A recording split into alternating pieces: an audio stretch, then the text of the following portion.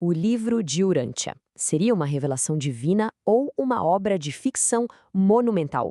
É uma pergunta que intriga muita gente. Hoje a gente vai mergulhar fundo neste texto tão complexo para entender as suas ideias de uma forma bem clara e direta. Bom, para começar, vamos direto ao ponto. Afinal de contas, o que é o livro de Urântia? Estamos falando de um texto enorme, sabe? Cheio de mistérios, que há décadas fascina e, ao mesmo tempo, deixa leitores com uma pulga atrás da orelha. Basicamente, ele se apresenta como uma revelação divina, uma mensagem para o nosso planeta. Só que tem um detalhe: a origem dele é um completo mistério. Ninguém sabe ao certo quem escreveu ou como surgiu. Ok, vamos então para a origem. Para entender o livro, a gente precisa primeiro entender de onde ele alega ter vindo e, claro, o que ele afirma ser. E a história da origem já começa de um jeito, olha, bem diferente do que a gente está acostumado. Não foi uma pessoa que escreveu. A história conta que um grupo de profissionais, liderado por um médico, recebeu mais de 2.000 páginas de texto supostamente vindas de fontes sobrenaturais. E o livro faz uma afirmação bem ousada. Ele se coloca como a quinta grande revelação divina da história do nosso planeta. Ou seja, na mesma linhagem de eventos e figuras importantíssimas como Adão e Eva e até mesmo Jesus de Nazaré. O livro não brinca em serviço. Beleza, já entendemos um pouco da origem misteriosa. Mas e o conteúdo? O que o livro de fato diz? Vamos ver agora como ele constrói uma imagem do cosmos que é, assim, incrivelmente detalhada. Logo de cara, o livro já joga na nossa frente uma escala cósmica de cair o queixo.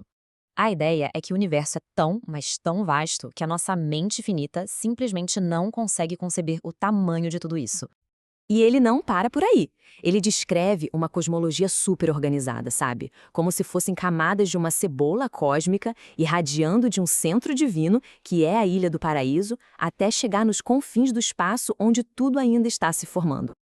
E para ter uma noção da escala, essa estrutura se desdobra em números absurdos. Só no chamado Grande Universo, o livro estima um potencial de 7 trilhões de planetas habitados. 7 trilhões! Isso coloca tudo em perspectiva, né? Nosso cantinho no cosmos seria só um grãozinho de areia numa praia infinita. Mas é claro que um livro denso como esse não fica só na estante. Ele é estudado, debatido por comunidades bem dedicadas ao redor do mundo que tentam decifrar cada uma de suas mensagens. Pois é, existe uma rede global de leitores. Do Brasil à Polônia, pessoas se reúnem para encarar esse material denso. Elas formam grupos de estudo, trocam ideias, compartilham o que entenderam. É um movimento bem interessante. E esses grupos têm uma dinâmica que mistura o estudo sério com o lado pessoal. Não é só uma análise fria do texto. A ideia é ler, discutir e tentar conectar aqueles ensinamentos, por mais cósmicos que sejam, com a vida do dia a dia.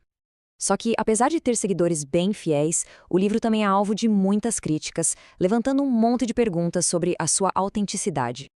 Então, quem critica o livro geralmente aponta para 3 coisas principais: supostas informações científicas que não batem com o que sabemos hoje, erros históricos e até mesmo acusações de que partes do texto foram copiadas de outras fontes.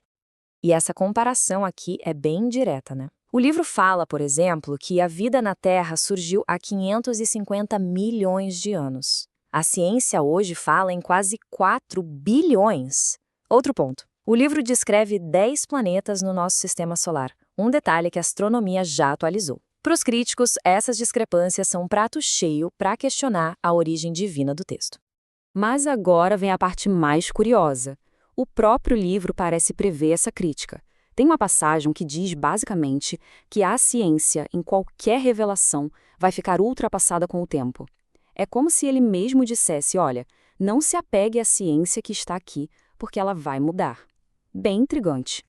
E as críticas não param na ciência, não. Elas vão também para a parte histórica. Os céticos apontam para vários detalhes sobre a vida na época de Jesus, que, segundo eles, não batem com os registros históricos, mostrando uma falta de compreensão daquela cultura e daquele tempo.